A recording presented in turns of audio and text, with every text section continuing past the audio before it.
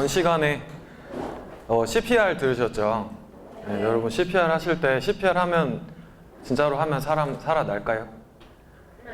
네, 저 CPR 병원 밖에서 해본 적은 아직 한 번도 없는데 좀 딴 얘기긴 한데 이거부터 얘기하면서 들어가면은 우리나라랑 서양이 질병의 양상이 좀 틀려요. 우리나라에 제가 사실 하는 일이 제가 처음으로 썼던 논문이 간암 논문이었는데 거기에 200명 환자 명단을 받았었거든요. 근데 그 200명 환자 명단 중에 제가 논문을 쓰는 시점에 살아계신 분이 10명인가? 밖에 없었어요. 그래서 좀 그런 일을 하는데 여기 앉아 계신 분들이 굉장히 영하네요. 지난번에 서울에서 강의할 때는 중고등학생 100명이라고 해서 아이고 그렇게 젊은데 암 강의가 될까 했는데 재밌게 했거든요. 근데 여기는 더 영하시군요. 좋죠. 잘 할 수 있을 거고. 그리고 저기 살아나요. 심폐소생술 하나 하는데 그거 하나만 말씀드리면 여러분들 중에 10명 중에 95명은 살아가면서 심폐소생술을 할 일이 없을 겁니다. 그러니까 심폐소생술을 할 일이 있는 사람들은 굉장히 당황하게 되는데 여러분 드라마에서 심폐소생술을 할 때 팔힘으로 누르잖아요. 절대 팔힘으로 누르는 게 아니고 팔을 편 상태에서 몸으로 이렇게 누르는 거예요. 책상이 무너질 정도로 누르는 겁니다. 그렇게 하지 않으면 효과가 없어요. 이게 뼈다구잖아요. 이 정도로 누르는 거예요. 이 정도로. 하나, 둘, 셋. 이렇게 누르는 거예요. 이렇게 하는 게 아니고 이렇게 하면 아무 소용도 없어요. 이걸 많이 오해를 하시더라고요. 정말 여자분들은 온 힘을 다해야 되고요.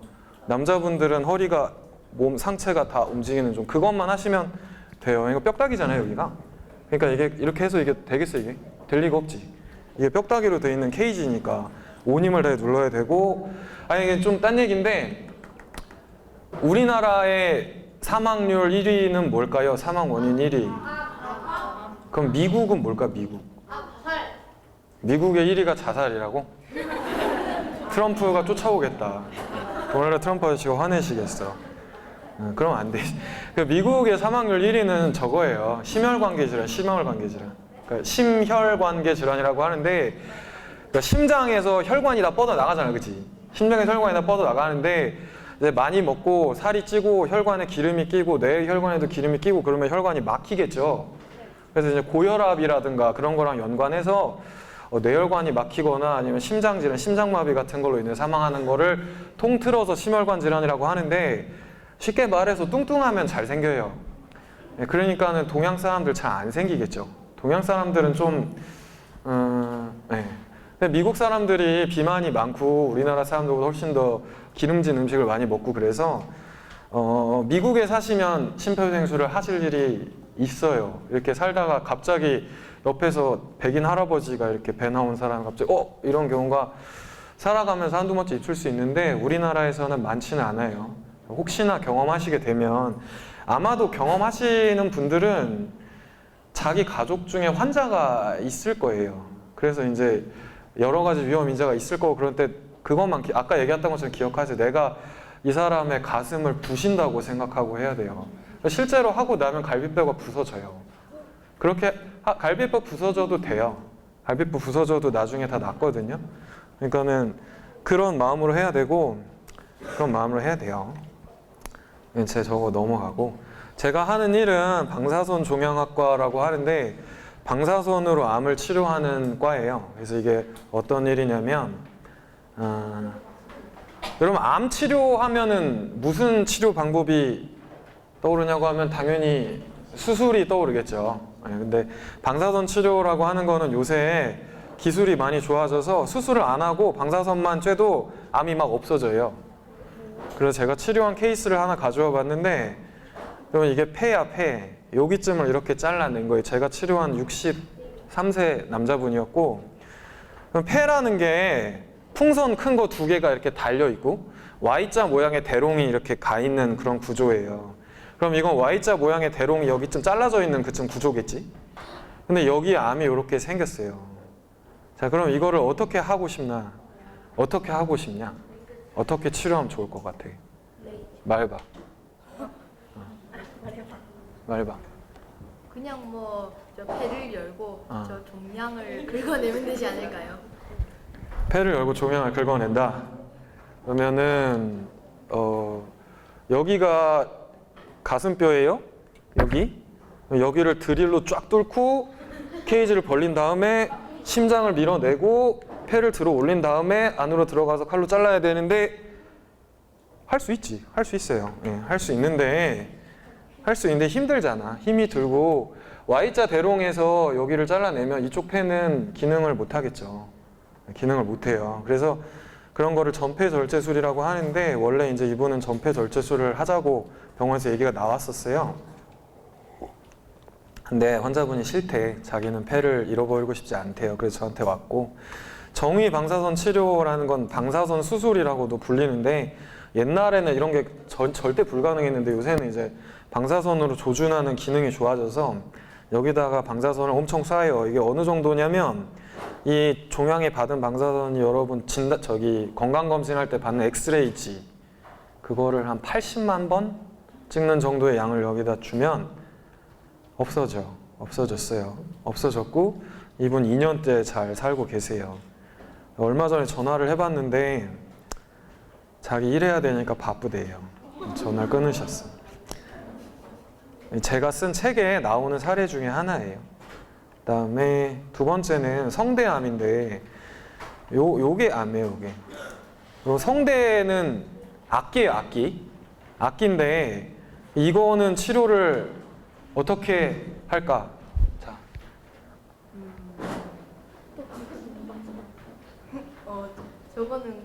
저것도 그냥 그 방사선으로 그냥 내주에서 없애면 되지 않을까요? 눈치가 빠르구나. 답을 예상을 했네. 이것도 수술을 할 수가 있어요. 이렇게 긁어내면 돼. 근데 이 기관지라는 게 하나의 뭐랄까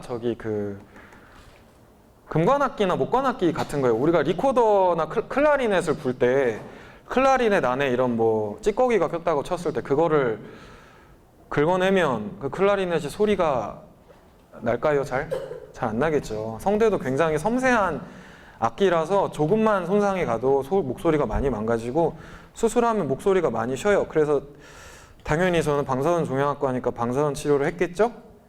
그러면 뿅 사라졌어. 이게 보이나요? 좀 작은데 이게 5개월 지금은 1년 5개월이 넘었고 잘 살아 계세요. 이분은 간간히 병원에 오시기도 하고 그래서 이게 제가 하는 일이고 똑같은 게 또 있네. 자, 그 다음에 이게 이제 우리나라의 2015년 사망 원인 순위인데 암이 압도적으로 많죠. 그 다음에 심장질환, 뇌혈관 질환을 합쳐도 암보다 적죠. 아까 말씀드렸던 것처럼 미국은 심장, 뇌혈관 질환이 높아요. 그 다음에 자살이 5위죠. 우리나라 자살 높아요. 우리나라 자살 강국이에요. 자살 안 해야 되는데 암이 왜 이렇게 많아졌냐면 일단 여러 가지 이유가 있는데 오래 살아서 그래요. 이게 암이라는 거는 저기 뒤쪽에 보면 그거 실어놨나? 그거 안 실어놨구나. 그 선진국형 질환이에요. 나라가 잘 살수록 나라가 못 살면 뭘로 죽을 거예요, 사람들이? 뭐 아프리카라든가 뭐 배고파서 죽을 수도 있지. 그거는 정말 못 사는 나라들이고 배고파서 죽는다는 건 정말 끔찍하죠. 이제 그것도 있지만 보통 감염성 질환으로 죽죠. 왜냐면 이제 감염을 컨트롤하지 못하잖아요. 우리나라도 옛날에 5, 60년대 이럴 때 뭐 장티푸스라거나 콜레라 이런 거가 한번 싹 그런 거는 감염력이 엄청나게 빠르고 치료를 제대로 못 받으면 사망에 이르는데 잘 위생 관리를 잘하고 항생제만 잘 갖추고 있으면 아무도 안 죽는 그런 병이죠. 그러니까는 못 사는 나라, 우리나라 옛날에 결핵 이런 거 있죠. 결핵도 이제 항생제가 비싸가지고 못 사 먹었는데 옛날에 그 7, 80년대 영화에 주로 나오는 돈 없어서 피토해서 백지처럼 하얗게 죽는 젊은 여성 그게 결핵이거든요. 이제는 그런 거 영화에서 이미지로 하면 거짓말이에요. 그거 말도 안 돼. 우리나라는 결핵약이 무료로 나가고 있고요. 정부에서 무료로 제공해주고 있어요. 그리고 전 세계에서 결핵 치료 제일 잘한 나라예요. 그렇게까지 많은 경우가 없었기 때문에. 하여튼 그런 류의 감염성 질환이 많고 나라가 잘 살면 둘 중에 하나죠. 그러니까 몸이, 그러니까 쉽게 말해서 이제 몸을 너무 오래 썼잖아요. 오래 썼으니까 이제 혈관도 노쇠하고 기관도 노쇠하고 그런 유형의 노인성 질환이에요. 이 위에 세 개는 암, 신장 질환, 뇌혈관 질환. 암도 70% 이상이 65세 이상에 생겨요. 근데 이제 암은 사실 그러면 암의 원인이 뭐냐를 보기 전에 이제 주요 암 발생 현황을 봅시다. 우리나라에서 제일 많이 발생하는 암이 뭐냐? 폐암. 폐암? 너 말해봐. 뭐니? 말 봐도 돼. 갑상선암 같아요. 저기 딱 나와 있네요. 딱 나와 있네요. 그렇지. 정답.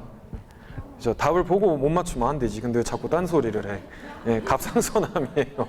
예, 암 발생률 1위는 갑상선암이고 2위는 위암이겠죠. 예, 2위는 위암이고 3위, 4위, 5위, 6위 이렇게 가는데 오른쪽에 암종별 사망률을 보면은 좀 다르죠. 1위가 폐암이죠. 2위가 간암이고 갑상선암은 없어요. 갑상선암은 왜 없냐면 갑상선암은 치료가 되게 잘 돼요. 물론 아주 예외적인 경우도 있어요. 갑상선암의 한 1% 정도 차지하는 그 이형성이었나? 아나플라스틱이니까 그런 아주 거시기한 종자도 있는데 제가 원래 저기 병원에서 강의하거나 이럴 때는 비속어를 막 섞어 쓰는데 촬영을 하시니 자제해야겠구나. 네. 왜냐면 무서운 적을 늘 상대하고 있기 때문에 전쟁터에 있는 사람들이 말이 편하지 않잖아요. 혹시 제가 비속어를 사용하면 잘 편집해 주시기 바랍니다. 그래서 갑상선암이 있는데 이건 괜찮아요. 이거는 이제 그 대부분은 유두암이라는 좀 예후가 편안한 암들이고 완치율이 높을 때는 거의 100% 가깝게 간 적도 있어서 이건 사실 암이라 보기가 좀 뭐해요. 그리고 이건 전이가 돼도 치료를 할 수가 있는 방법이 있어요. 어떻게 하냐면 그 방사선 경험이 있으실 거예요. 갑상선암이 워낙 흔한 암이라서. 근데 여성한테 압도적으로 호발하기 때문에 사실 이제 40대가 넘으신 여성분들은 주변에서 경험을 하셨을 거예요. 주변 본인이 아니더라도 친지분 중에 많이 생겨요. 그러니까 동위원소를 몸 안에 주입을 하면 동위원소가 암 세포에 선택적으로 타격을 해요. 그래서 전이가 돼도 치료를 할 수 있는 독특한 암이고, 근데 왜 폐암이냐? 폐암이 왜 암 1위냐? 사망률 1위냐? 치료하기가 어렵다는 얘기죠. 치료하기도 어렵고 검진에서 발견이 잘 안 된다는 얘기죠. 간암도 마찬가지예요. 이 두 가지 암, 폐암, 간암의 특징은 암이 발병하고 병기가 꽤 진행될 때까지 증상이 잘 발생을 안 해요. 그만큼 이 장기들이 크기가 크고 어느 정도 기능이 손상이 돼도 기능을 할 수 있는 장기들이라서 그래서 안 걸리도록 노력을 해야겠죠. 어떻게 하냐면 폐암의 원인은 그냥 담배예요. 가장 어떤 사람들이 담배에 있는 폐암을 유발하는 인자가 아직 안 밝혀졌다 이런 얘기들 하는데 다 뻥이거든요. 다 밝혀져 있고 다 밝혀져 있어. 그거 세포 실험, 동물 실험, 인간 데이터까지 다 있는데 안 밝혀져 있다 그럼 하느님한테 물어보란 얘기인지 아니거든요. 그냥 다 밝혀져 있어요. 그러니까 담배를 끊으면은 한 90%는 없어져요. 10%는 남아 있어요. 그다음에 간암의 경우는 간암은 사실 이게 치료하기가 어려운 이유가 얘도 참 거시기한 저건데 간이 간 보실 기회가 있죠, 가끔. 음식 재료잖아요, 간이. 근데 이게 보면은 피로 만든 푸딩 같아요. 그러니까 혈행이 엄청 풍부하다고요. 그러니까 이게 몸 안에 있는 모든 소화기관에서 영양분과 피를 다 끌어가지고 안에다가 다 때려 박는 그런 장기이기 때문에 혈행이 풍부하다는 얘기는 암세포가 피를 타고 돌기 시작하면 생착하기 쉽다는 얘기가 되겠죠. 재발도 쉽다는 얘기가 되겠고, 혈행이 풍부하다는 얘기는 수술을 했을 때 피가 잘 난다는 얘기예요. 그러니까 치료하기가 어렵겠죠. 그래서 간암 수술의 발전이 그 암 치료 발전에 굉장히 중요한 저거 중에 하나인데, 또 하나 독특한 거는 간암은 동양에만 높아요. 서양엔 별로 안 높아요.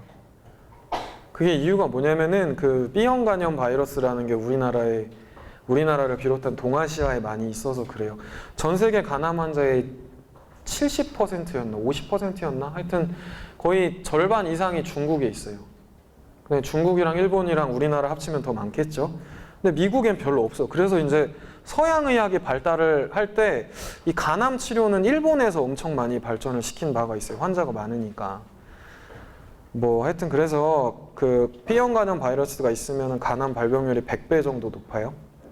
그 담배 필 때 폐암이 높아지는 것보다 더 높아요. 그래서 6개월마다 한 번씩 초음파나 그 초음파랑 혈액 검사를 하도록 국가에서 권고를 하고 있는데 잘 하셔야 돼요. 이거를 이제 옛날에는 이런 간염 바이러스가 있으면은 막 공무원도 못 되고 막 이런 되게 차별도 받고 본인도 스스로 힘들어하고 그랬는데 요새는 그런 것도 다 없어졌고 그렇게 검사해도 위험하거든요. 그러니까 꼭 검사하고 약도 드시고 그래야 되는데 뭐 그래야죠. 그 다음에 위암은 잘 나요. 우리나라가 위암 치료 전 세계 제일 잘하는데 워낙 많이 생겨서 그래. 워낙 많이 생겨서 이거 사망률이 높은 거고 그 다음에 대장암, 이제 췌장암 같은 경우는 여기는 요만한데 여기는 이만하죠. 담낭, 담도암도 여기 요만한데 여기 이만하죠. 이게 췌장암이랑 담도암이 치료하기가 가장 어려운 암이에요. 이거는 이제 그 뭐랄까 간의 뒤쪽에 숨어 있어. 수술하기가 제일 어려워요. 이걸 수술하려면 배를 열어서 안에 있는 장기를 다 해집고 그 안에 있는 담도를 막고 하여튼 어려워. 최소한 8시간 이상 걸리는 대수술이에요. 암울하다 그죠? 넘어갈게요. 뒤엔 좀 밝아 이거보다. 그래서 암 예방에 가장 중요한 거 2가지는 첫 번째는 금연인데 그러면 암의 원인은 이거 흉악하니까 좀 넘어갑시다. 금연이랑 정기 검진이고요. 정기 검진이 늘어나면서 우리나라가 90년대 초반까지 모든 암을 통틀어서 5년 생존율이 몇 프로였냐면 찍어봐 아무 숫자나 모르겠어요. 너 찍어봐 60%. 근접했어. 근데 60%는 2000년대 중반쯤에 5년 생존율이고 90년대 이전까지는 40%가 안 됐어요. 그러니까는 이제 그 이전까지의 그런 매스미디어 드라마 같은 걸 보면은 암 선고를 받으면은 어떤 암이든지 상관없이 막 사형 선고 같은 느낌을 받죠. 그땐 그랬어요. 근데 지금은 모든 암의 전체 생존율이 최근 데이터로는 70% 정도까지 올라갔어요. 물론 5년 생존율과 완치율은 좀 다른 얘기예요. 5년 생존을 해도 완치를 할 수도 있는데, 재발할 수도 있는데, 일반적으로 5년 생존율을 완치율과 비슷하게 얘기를 하죠. 그리고 아까도 말씀드렸듯이 암의 약 70% 정도가 60세 이상에 발대하기 때문에 여기 있는 학생들이 5년 사는 거랑 이제 70세 이상에서 5년 사는 거랑 좀 얘기가 다르죠.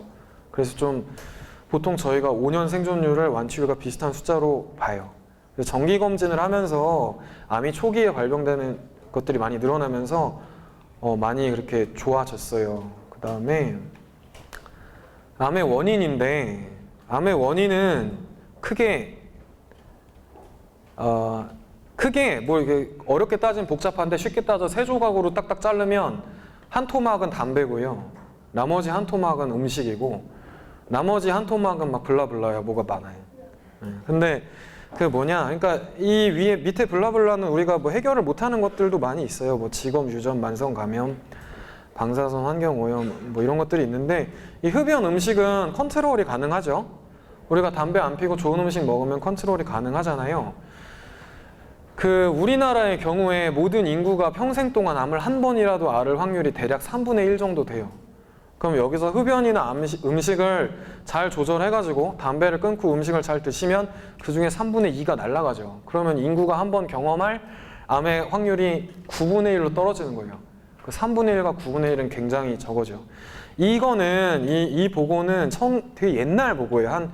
여기 보면 1981년도에 이 돌이라는 미국의 질병 NCI가 내셔널 캔서 미국의 국립암보건국인가?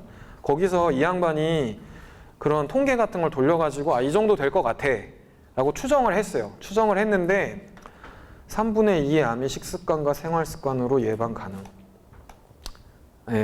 했는데 그걸 빠졌구나. 최근에 2010년 중반쯤에 실제로 몇십만 명 정도의 인구를 장기간 추적해가지고 이 암 예방에 관한 보고서 중에 제일 잘 돼 있는 게 지금까지 그 세계암연구재단과 미국 암협회가 같이 발간한 보고서가 있는데 거기서 이제 음식을 어떻게 먹어라, 이게 나중에 뒤에 나와요. 어떻게 먹으라고 가이드라인을 한 9개인가? 이게 제시를 해줘요. 그래서 그 가이드라인을 잘 따른 인구군과 안 따른 인구군을 실제로 오랫동안 추적을 했더니 60% 정도가 실제로 암 사망률이 감소를 했어요. 그러니까 이 추정이 맞았다는 얘기지. 그래서 이제 보통 건강 관리를 안 하는 분들이 그런 얘기를 하죠. 어차피 제가 옛날에 많이 들었던 말이 옆집에 사는 할머니가 맨날 담배 피고 소세지랑 고기를 먹어도 100살까지 사셨어라고 하는데 그럴 수도 있어요. 그럴 수도 있는데 일단 확률이 훨씬 낮고, 그리고 이제 그렇게 살면 암만 문제가 되는 게 아니라 다른 병이 다 걸리거든요. 그래서 이게 암을 예방을 하는 생활 습관을 하다 보면은 자연스럽게 다른 병들도 예방이 돼요. 그래서 이 암과 음식인데 저희가 이제 그 병원에서 진료를 하다 보면 음식에 대해서 질문을 굉장히 많이 받는데, 사실 의사들이 암과 음식에 대해서 여태까지 좀 제대로 된 학문이라고 좀 생각을 안 했어요. 한 10년 전까지만 해도 많이 무시했단 말이야. 그거 그냥 좀 뭐라 그래야 되나, 좀 음식 파는 사람들이 장사하려고 하는 그런 식으로 생각을 해서 아무거나 먹어라 막 이런 식으로 얘기들을 많이 했단 말이에요. 정해진 치료를 잘 받으시고 드시고 싶은 거 잘 드시라고 하는데 막 이런 걸 얘기를 한단 말이에요. 버섯 요법 무슨 치료 하면은 이렇게 얘기를 하겠죠. 의학적으로 입증되지 않았고 부작용을 일으킬 수 있으니 하지 마세요 하면은 이렇게 생각을 하겠죠. 네가 걸려봐라, 그런 거 안 찾아 먹냐.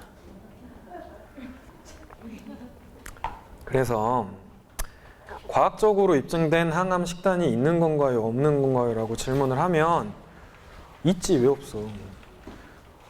이게 있냐 없냐라는 게 사실 과학적으로 입증됐다는 거의 정의가 뭔지부터 들어가면 과학적으로 입증된 게 뭔가요?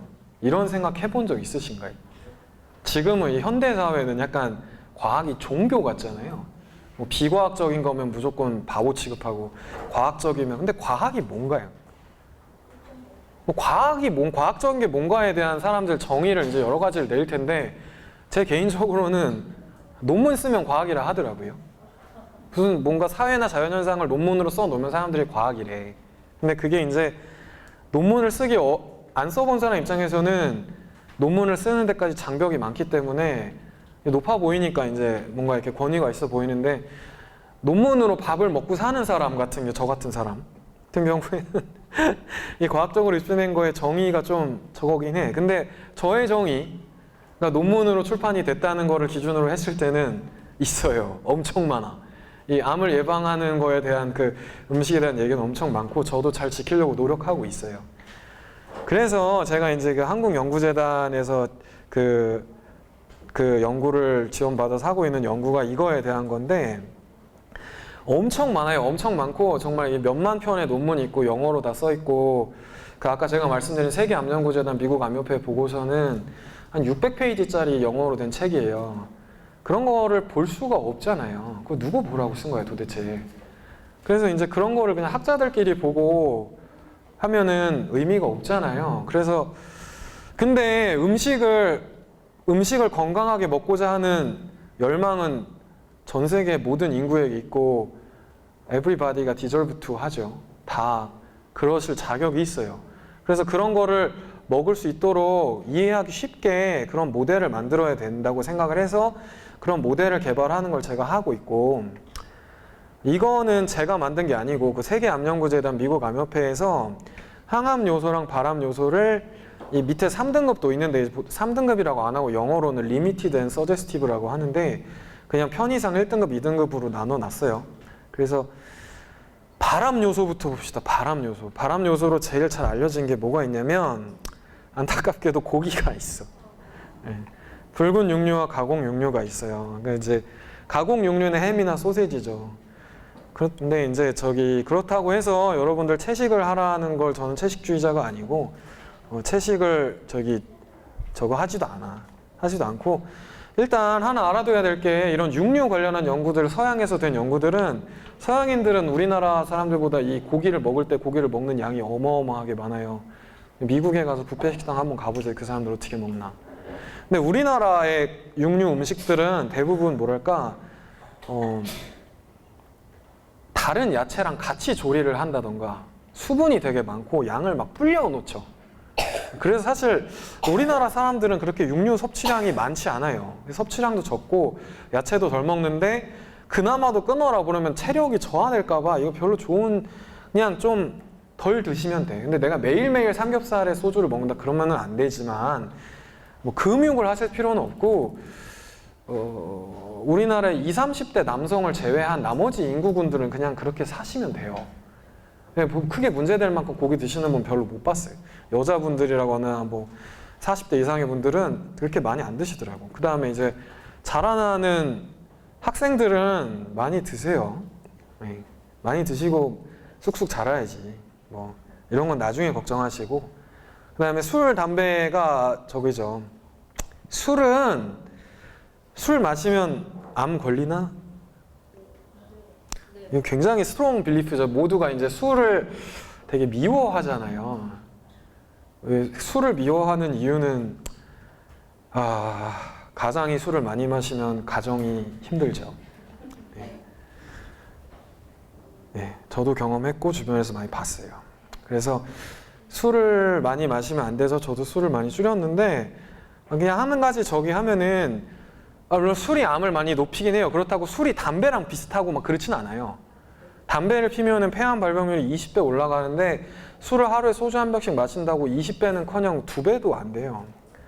그래서 이제 암을 뚜렷하게 이거 엄청, 그러니까 사실 우리나라 사람들 술을 좋아하는 것 같긴 하지만 서양인들이랑 비교하면 사실 좀 상대가 안 돼. 그래서 서양 연구에서 술을 보통 많이 마신다, 이제 헤비 드링커라고 분류를 하려면 소주 2병씩 매일, 소주 2병 이상씩 매일 20년 이상 마시는 사람들을 헤비 드링커라고 하고, 그 정도에서 이제 암이 높아지고, 물론 라이트 드링커에서도 높아진다고 알려져 있긴 한데 좀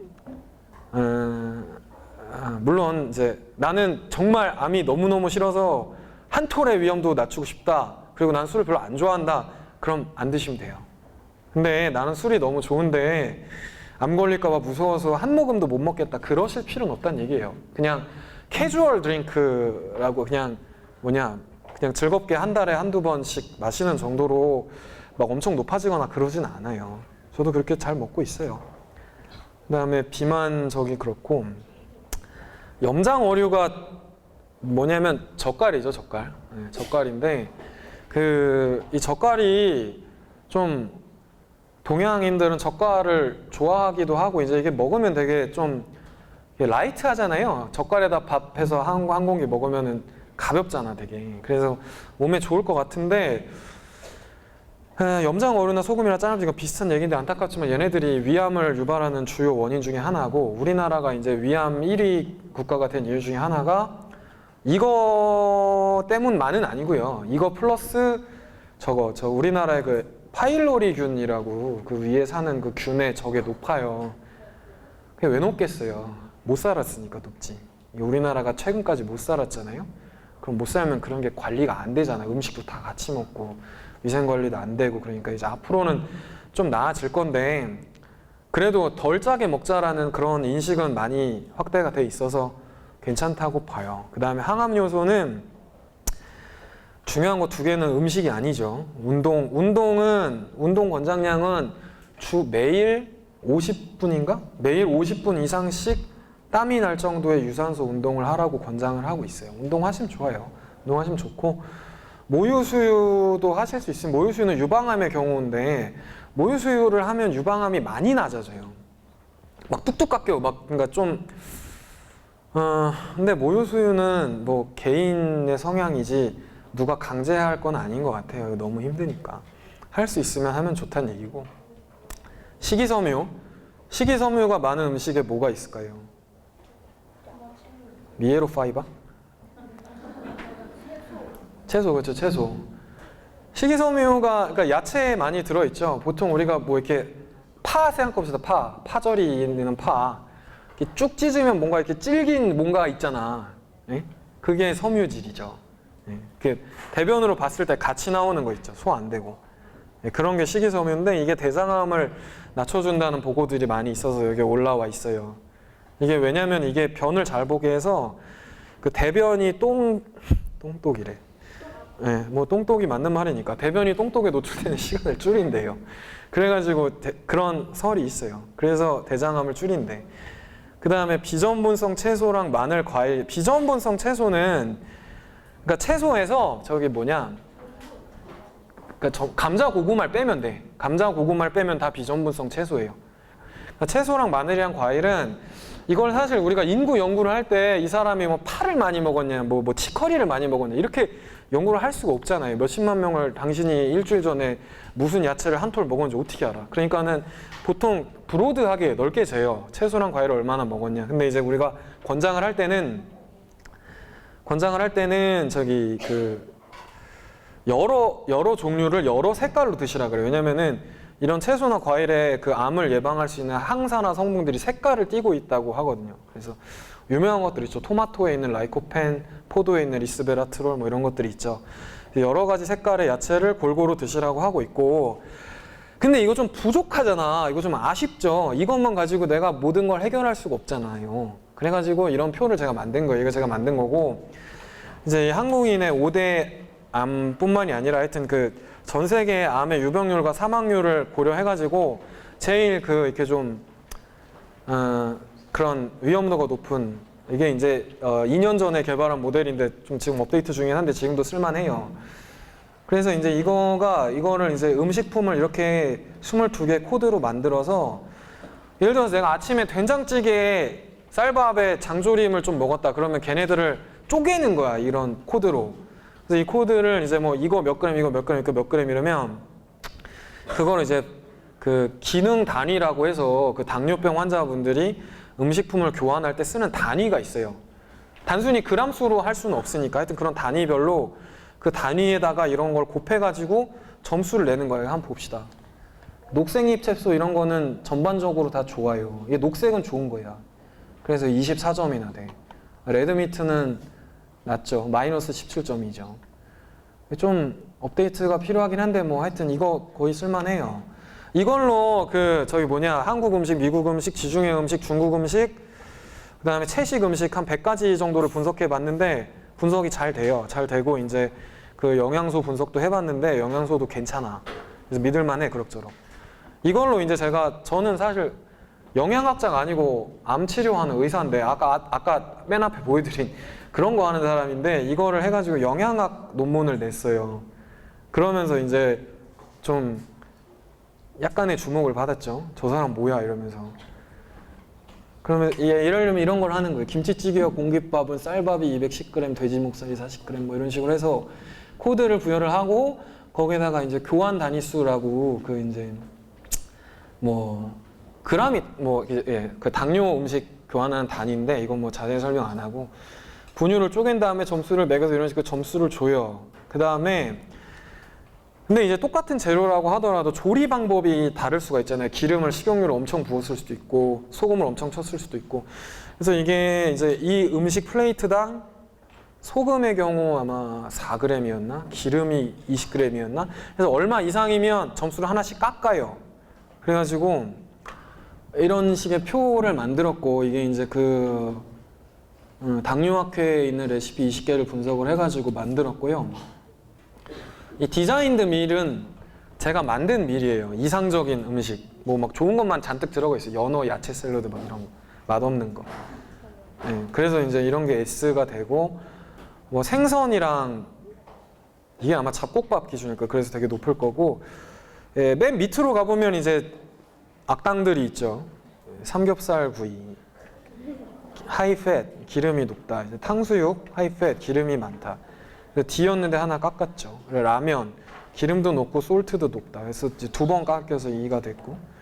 그래서 이제 뭐 불고기 뭐 이렇게 되는데, 물론 조리 방법이나 레시피에 따라 달라요. 우리가 돈가스 정식을 먹으면서 뭐 샐러드를 한 바가지 먹으면 높아지겠죠. 근데 이제 일반적으로 짬뽕이 왜 이렇게 높냐면은 이게 당뇨학회 레시피다 보니까 약간 음식들이 전반적으로 좀 뭐랄까 고기 만두인데 야채가 엄청 많이 들어가 있더라고, 레시피에. 그러니까는 고기는 진짜 약간 그냥 스쳐 지나간 그러니까 당뇨학회 환자들이 먹었으면 좋겠는 고기 만든 거야 이거는. 짬뽕도 마찬가지고. 얘네들은 근데 좀 뭐 그렇더라고요. 그래서 사실 우리가 이거를 할 때 정말 로컬 지역 분식집이나 이제 시장에서 파는 정말 이런 라면, 탕수육, 삼겹살, 설렁탕 이런 레시피를 구해보려고 했는데 없더라고요. 그런 거를 오픈을 하지 않겠죠. 없어서 하여튼 근데 이런 계산을 해서 한 게 있고 이거는 참 좋습니다. 이거를 너무 이렇게 맹신하시면 안 돼요. 그래서 이제 이런 논문을 냈었고 이런 논문을 내서 아까도 말씀드렸지만 뭐 이렇게 대단한 논문은 아닌데 저는 이제 암 치료하는 의사인데 이제 영양학 논문을 냈다는 그런 좀 특징이 있었고 자 이걸 보세요 이거 아까 말씀드렸던 건데 여러 가지 색깔의 야채를 여러 가지 색깔로 드시면 좋다. 실질적으로 도움이 되는 어드바이스를 드릴게요. 제가 실제로 이제 환자분이나 보호자들 만날 때 실제로 하는 얘기. 환자들이나 보호자분들 만날 때 아까 그 표 안 보여드려요. 그거 기억하기도 어렵고 그거는 학술적인 의미가 있는 거지. 그거를 딱 기억해가지고 나중에 이제 제 목표는 그 학술적 의미에서 일반적으로 통용될 수 있는 데이터베이스를 만드는 게 목표긴 한데 아직 못 만들었어요. 나중에 만들면 말씀드릴게요. 그래서 이 여러 가지 색깔의 야채를 골고루 드시라. 그 다음에 고기인데 고기를 안 먹을 수는 없죠. 붉은 육류를 안 먹을 수는 없는데 고기를 드실 때 조리를 직화 조리를 좀 피하시라고 이거를 제가 올린 거고요. 모든 동물성 단백질 음식은 200도인가 300도 이상에서 조리가 되면 그 동물성 지방과 가열된 게 반응하면서 발암물질이 발생해요. 발암물질이 발생을 하고 그래서 가급적이면 끓여 드시는 게 좋아요. 실제로 미국의 어떤 연구 중에 튀기거나 이제 직화로 굽는 요리를 많이 하는 중국 음식점 요리사하고 인도 음식 거의 끓이죠. 카레 소스 같은 걸 끓이잖아요. 그런 데랑 비교를 했는데 중국 음식점 요리사가 훨씬 발암률이 높았어요. 폐암 같은 게. 그 다음에 특히 어머니들 아이들을 위해서 고기 요리를 많이 하셔야 될 텐데 안 할 수는 없고요. 환기를 꼭 하세요. 동물성 단백질을 고열로 조리할 때 나오는 퓨움 있죠. 연기. 그게 발암물질이거든요. 근데 그거가 이제 환기를 잘 하셔야 되고 그래서 비흡연자 폐암 중에 그런 분들이 꽤 있어요. 오랫동안 주방장으로 일한 분들이라거나 이런 분들이 꽤 있어요. 근데 이 연구가 그렇게 많이 알려지진 않은 게 이런 연구가 많이 알려지면 사회적으로 혼란을 야기하겠죠. 사람들이 막 엄청 싫어할 거 아니에요. 근데 그러니까 환기를 꼭 잘 하시고 그 다음에 이제 닭고기나 생선류를 많이 드시면 좋아요. 생선류는 이거를 많이 먹는 인구군에서 암 발병률이 줄어든다는 연구가 많이 있어요.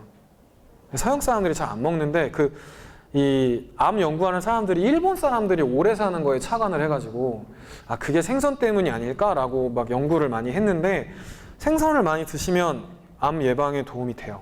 그 다음에 닭고기 같은 경우는 암을 유발하지 않아요. 이거는 암을 높인다고 보고가 돼 있지 않아서 잘 드시면 되는데 전 개인적으로 이제 내가 만약에 이제 오늘 고기가 정말 땡긴다 그러면 가장 세이프하게 먹을 수 있는 거는 삼계탕이에요. 닭고기를 삶아서 먹으면 돼. 그러면은 암에 관련해서 걸릴 게 아무것도 없어. 근데 닭고기도 바베큐를 하면은 아까 얘기한 그게 발생을 해요. 그렇다고 물론 얘네들보다는 낫기는 한데 그래서 이제 단백질을 닭고기나 저거 생선으로 많이 대체하시고 콩 많이 드세요. 콩 좋은 거야. 콩 좋아요. 단백질도 있지. 이거는 채소라서 암 예방에 좋은 파이토케미칼도 있지. 많이 드시고 그다음에 전곡류가 이제 아까 얘기했던 대장암을 예방하는 주요 저거 중에 하나인데 전곡류를 섭취를 하게 되면 여러 가지 채소를 자동적으로 섭취하게 되기 때문에 전체적으로 좋아요. 근데 잡곡밥이죠. 우리나라 사람들은 이런 전곡류 빵 이런 거 구하기가 어려우니까 이런 거 이제 잡곡밥을 많이 드시면 되고 잡곡이나 현미인데 현미가 의외로 그렇게 섬유질이 그렇게까지 높지 않고요. 보리나 다른 조나 아예 도정을 하지 않는 곡식들 있죠. 도정이 뭔지 알아요? 도정? 오 알고 있네. 도정 뭐야? 오, 알고 있네. 그쵸. 그 쌀을 신혼을 벗겨 불면은 그 쌀에서 이제 그 녹말이 남은 부분만 놔두고 그 쌀이 이제 식물이었던 부분을 다 날리는 거죠. 그러니까 걔네들이 가지고 있는 식물로서의 좋은 성분은 다 날리는 거예요. 어떻게 다 알지? 초등학교 교과서에 있나? 도정이? 없어요? 근데 왜 다 알아? 다 똘똘해서 아나? 그래서 그렇고 잡곡밥을 잘 드시면 좋다. 그 다음에 담배는 이제 다시 한번 얘기가 나오는데 담배는 안 피시면 좋고요. 좀 흥미로운 연구를 하나 드리면은 그 담배를 피면은 폐암만 발병한다고 저기 생각하시는 분들이 있는데 폐암만 발병하는 게 아니라 담배를 입에서 피면은 입이랑 코랑 식도랑 위랑 대장까지 다 쓸고 가잖아요. 그게 닿는 자리는 다 걸린다고 보시면 돼요. 그 다음에 거기뿐만이 아니라 뭐 방광, 유방, 췌장 뭐 이런 거에 다 높아져요. 그래갖고 이건 정말 사실 좀 법적으로 금지를 해야 돼요. 이거 되게 명백히 독성 물질인데 이게 되게 경제적 이권과 많이 밀접하죠. 그래서 없어지지가 못하는데 돈이 정의보다 강하다는 거를 쉽게 알려주는 사례 중에 하나입니다. 흡연자와 함께 산 어린이는 머리카락의 니코틴 함량이 그렇지 않은 어린이보다 2배 정도 나왔고요. 간접 흡연에 노출된 사람들의 저출생아 출산 및 사산율이 20% 높았고 비흡연 폐암 환자 중에 간접 흡연 노출력이 있는 사람이 70%였어요. 그러니까는 없어져야 돼. 이건 좀 안 팔았으면 좋겠어. 그래도 꾸준히 팔더라고. 그다음에 술인데 이게 술은 이게 좀 흥미로운 연구가 하나 있어서 이거 얘기를 해드리고자 이걸 한 건데 이게 이제 암이 아니라 이제 전체적인 사망 위험도예요. 근데 이게 이제 술을 아예 안 마시는 거고 이게 이제 라이트 드링커다가 이제 헤비 드링커로 이렇게 가는 건데 헤비 드링커가 되면은 다 안 좋아요. 다 폭망이야. 뭐 암도 높아지고 심장 질환 뭐 온갖 질환이 다 높아져요. 근데 이제 요 라이트 드링커는 술을 안 마시는 사람에 비해 사망률이 낮아요. 그래서 이게 왜 이런 일이 발생을 하냐면은 뭐 때문에? 효모 때문은 아니고 이거의 이제 주된 원인은 술을 마시면 이렇게 얼굴이 빨그레해지잖아요. 혈관이 확장된단 말이죠. 그래서 아까 얘기했던 것처럼 서구권에서는 심혈관계 질환이 사망의 주된 원인이기 때문에 심혈관계 질환의 사망률을 많이 낮춰줘요. 라이트 드링커가. 그래서 그것 때문에 이제 이렇게 되는 것처럼 보였고 또 플러스 술을 약간씩 마시는 사람들을 생각을 해봐요. 술을 조금씩 마시고 절제하는 사람들을 생각을 해보면 그 사람들 자체가 좀 튼튼한 거예요. 기본적으로 건강이. 술을 아예 안 마시는 사람들은 건강한데 안 마실 수도 있겠지만 몸이 원래 약한 사람들도 꽤 있겠죠. 내가 술을 아예 안 마시겠다고 하는 사람 중에. 그래서 그런 사례가 발생을 한다고 돼 있고 하지만 이거는 심혈관계 질환에 대한 얘기고 암에 대해서는 라이트 드링크도 암 발병을 약간 높인다고 돼 있어요. 그래서 내가 만약에 암 경험자다. 내가 만약에 암 수술을 했다. 암 치료를 받았다. 나는 암의 재발 원인을 1%라도 낮추고 싶다. 그러면 아예 안 드시는 게 제일 좋긴 좋아요. 그렇기는 한데 이거 귀엽죠. 그 다음에 커피인데요. 이 얘기를 왜 하냐면 제가 커피를 정말 좋아하는데 커피가 이게 시커멓잖아요. 커피가 암 예방에 도움이 안 된다. 암에 나쁘다. 한번 손 들어보세요. 커피는 암을 일으킬 것 같다. 커피가 암을 예방할 것 같다. 오, 이렇게 다들 뭔가 눈치가 빠르시. 이게 커피가 이렇게 색깔이 시커멓고 맛이 쓰고 이러다 보니까는 보통 몸에 나쁠 거라고 많이들 생각을 해왔어요. 그래갖고 한 2000년대 이전까지는 이게 여러 가지 뭐 방광암을 높인다 뭐 여러 가지 뭐 있었는데 그 이후에 나온 연구들에서는 이게 온갖 병을 다 낮춰주는 거예요. 그래서 이게 이제 그 최근 보고에서 간암이나 자궁암을 예방할 수 있는 항암 물질이고 우리나라 간암 가이드라인 세계적으로 되게 유명하거든요. 2014년 간암 가이드라인에서 간암 발생을 줄일 수 있는 것으로 과학적으로 알려진 음식이나 음료는 커피가 유일하다고 보고를 했어요. 이 간암 가이드라인 만드는 선생님을 내가 잘 아는데 이분들 이런 말 쉽게 할 사람 아니거든요. 이런 말 절대 안 해. 정말 짠 사람들인데 이게 연구들이 워낙 일관적으로 나오다 보니까. 그 다음에 이제 커피를 그러면 얼마나 마시면 좋냐. 그런 이제 딱히 뭐 얼마나 좋고 얼마나 나쁘고 이런 건 없는데 보통 내린 커피 3, 4잔 1일 400ml 정도까지는 괜찮다고 해요. 꽤 많은 양이죠. 이거는 근데 어른들 얘기야. 어른들 얘기. 학생들한테는 해당이 되는 얘기가 아니고 학생들은 저기 대학에 가거나 아니면 한 고등학교 정도 가고 나서 드세요. 그래서 이제 저도 커피를 참 좋아하는데 커피가 뭐 당뇨병이나 파킨슨병 이런 거에도 좀 예방 효과가 있고 그래요. 그래서 이게 사실 시커멓고 맛있을 뿐이지 이게 생각해보면 그거잖아요. 콩을 달인 물이잖아요. 그죠? 그래서 그렇게 몸에 나쁠 게 없어 의외로. 자, 그 다음에 이게 이제 세계암연구재단에서 나온 보고서의 암 예방 가이드라인인데 잘 보세요. 속보 이상의 운동을 최소 30분 이상 매일 할 것, 움직이지 않는 습관을 자제할 것, 설탕이 많이 들어간 음료, 패스트푸드를 줄일 것, 400g 이상의 채소나 과일을 섭취할 것, 붉은 육류를 주 500g 이하로 섭취하고 소세지나 햄은 가급적 먹지 말고 술은 마시지 않거나 남성은 하루 2잔, 여성은 1잔 이하로 마실 것. 이 한 잔은 그냥 다 똑같아요. 소주 한 잔, 맥주 한 잔 뭐 다 똑같아. 비슷비슷하거든요. 소주 한 잔, 맥주 한 잔이. 와인 한 잔, 소주 한 잔, 맥주 한 잔 비슷비슷해요. 그 다음에 염장류 및 짠 음식을 줄일 것, 수유 6개월가량 할 것, 영양보조제를 섭취하기보다는 골고루 음식을 먹을 것. 이 얘기는 왜 나왔냐면은 우리가 예를 들어서 포도랑 뭐 과일을 먹었는데 몸에 좋다 그러면 그 안에 무슨 성분 때문에 그럴까 궁금하잖아요. 그래가지고 그 안에 있는 성분을 막 긁어내가지고 그 성분만 이렇게 집약해서 그런 환이나 뭐 알약을 먹이면 그러면 막 암이 없어지고 그럼 좋겠지. 근데 안타깝게도 그렇게 하면 잘 안 돼요. 그렇게 하면 잘 안 되고 오히려 암을 유발하는 연구들도 있었어요.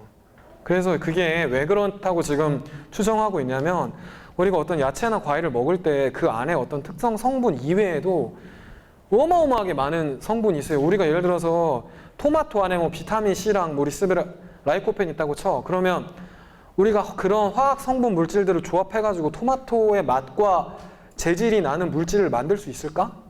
택도 없죠. 그 안에 얼마나 많은 물질이 있겠어. 이건 정말 뭐랄까 과학을 많이 하다 보면 신을 믿게 되는 사람이 있고 과학을 많이 하면 신에서 멀어지는 사람인데 저는 전자 쪽이거든요. 택도 없어. 그거 이렇게 과일이나 야채 같은 거 먹으면 암에 좋은데 그렇다고 그거 비슷한 약을 인간이 따라서 만들려고 하면 택도 없어. 안 돼. 그래서 아까 처음 말씀드렸던 건데 그 가이드라인을 5개 이상 지킨 사람과 안 지킨 사람이 전체 암 사망률이 61% 감소했다. 그래서 앞에 나온 거 잘 지키시면 좋아요. 제가 군복무를 평택시 서탄면이라는 농촌에서 했는데 거기서 이제 보건소에서 진료를 했어요. 그러면 이제 평균 환자 연령이 한 80살쯤 돼요. 90살 넘은 분도 많고 근데 요새 보니까 암이 안 걸리면 안 죽어요, 사람들이. 그러니까 90배 넘는 환자분들이 오시는데 본인도 되게 지겨워해요. 되게 막 맨날 약을 타러 오면서 아니 이렇게 공짜로 약을 주니까 나를 죽지도 못하게 살려놓는다 이러면서 약을 가져가셔.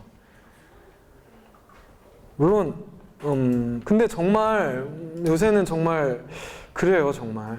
요새는 뭐 옛날에 뭐 이제 60 넘으면 노인 뭐 아니야 60부터 60은 청춘이고 70 넘으면 요새는 60살은 한창 일할 시기라고 사람들이 보통 얘기를 하고 의학계에서는 90은 넘어야 되지 않나 85세? 그 정도는 넘어야지 이제 수술 못한다 센 치료 못한다 이렇게 그러니까 오래 사시더라고.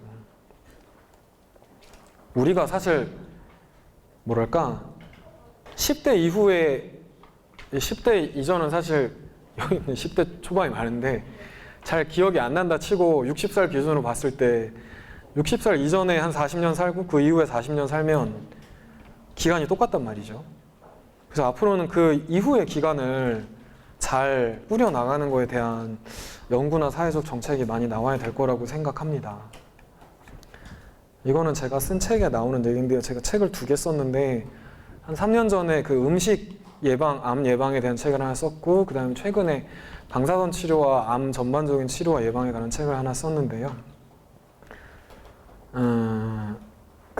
이거 실제로 제가 봤던 환자인데 30세 정도의 젊은 유방암 환자였고 처음에 2기였는데 아버지가 목사하셨어요. 그래서 이제 산에 가가지고 기도원에서 지내다가 1년이 지난 다음에 이제 오셔가지고 펫CT를 찍었는데 펫CT라는 게 그 방사성 동위원소를 몸에다 섭취를 시키면은 그게 암세포에 가서 동위원소가 달라붙고 그게 CT를 찍었을 때 빛나는 영상을 보여줘요. 근데 펫CT를 찍었는데 그냥 온몸에 뼈가 다 보이는 거예요.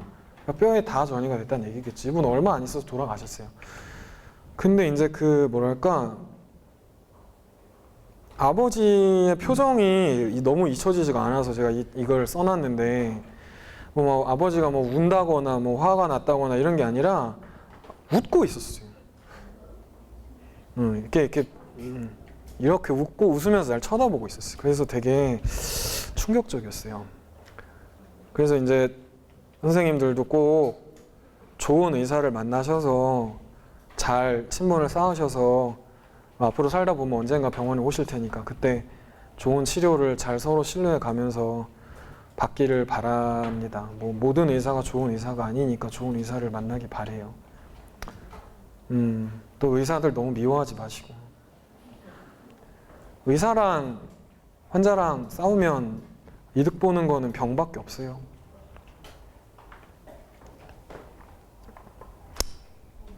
근데 요새는 의사랑 환자가 싸우기를 바라는 사람이 너무 많아서 대체의학 되게 유명한 대체의학 중에 하나가 대장암 걸린 사람한테 커피를 대장에 집어넣어서 대장암을 낫게 하려고 커피 관장, 뭐 소금 관장 이런 거 한 분들 있죠. 뭐 요새는 대체의학도 대놓고 무시하지는 않는 추세예요. 어차피 암 치료를 하는 게 한계가 있고 또 그쪽에서도 논문 내고 하니까. 근데 이제 그리고 이제 뭐 대체의학이든 뭐 어떤 건강에 좋은 음식이든 무조건 다 먹지 말라고 하면은 저항이 생기더라고요. 그런 말을 안 듣고 이제 본인이 찾아 드시기 때문에 저 같은 경우는 이게 제 개인적인 원칙이거든요. 그 국가암정보센터에서 국립암센터에서 제시하는 내용이기도 한데 가격이 너무 비싼 경우, 그러니까 세 자리가 넘어가는 경우랑 그 다음에 항암 치료를 받지 말라고 하거나 담당이에게 비밀로 하라고 하는 경우는 그냥 사기꾼이에요. 이건 그냥 사기꾼이라고 보시면 돼요. 가장 질이 나쁜 사기꾼이에요. 이게 사람이 가장 그 취약할 때 그거를 이용해서 돈을 뜯어내려고 하는 그 다음에 이거는 저기 좀 딴 얘기인데 학생들이 많은데 할 얘기는 아닌 것 같은데 이제 그 환자분들이랑 보호자분들을 만나면은 죄책감이 많이 있어요. 자기가 뭐 음식을 잘못 먹어서 내가 남편 음식을 잘못해줘가지고 뭐 내가 근데 사실 대부분은 잘 몰라요. 본인의 죄가 아니에요. 그냥 운이 없었던 거지. 죄책감을 가지고 스트레스를 받으면 그 스트레스가 뭐 암에 좋겠어요. 그러니까는 그렇게 생각하지 말고 치료를 받으시기를 바라는 마음에 이 요한복음에 있는 책에 썼고요. 예, 끝이구나. 예, 끝났고 예, 끝났습니다. 감사합니다.